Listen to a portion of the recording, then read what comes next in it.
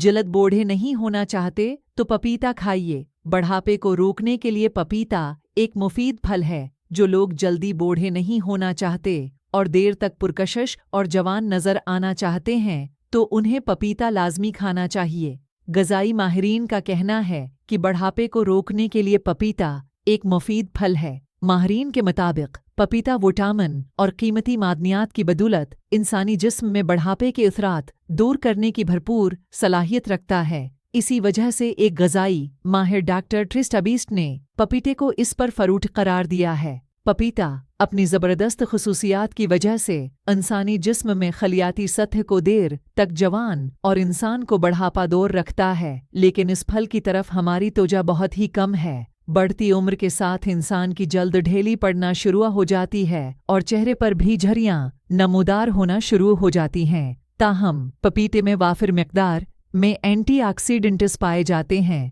और इसमें मौजूद विटामिन्स जिस्म में ऑक्सीडेटिव स्ट्रेस को कम करते हैं, जिससे इंसानी जिस्म में मौजूद खलियात देर तक महफूज रहते हैं और इंसान आहिस्ता आहिस्ता बढ़ापे की जानिब रागिब होता है। इसके अलावा पपीता पीपैन नामी एंजाइम से भी भरपूर है जो कि बढ़ापे को रोकने के बहुत मुफीद है। यही नहीं बल्कि पपीते में लाइपोसीन से भी भरपूर है जो कि इंसान को कैंसर और अमराज़ क़ल्ब से महफूज रखने में मदद देती है।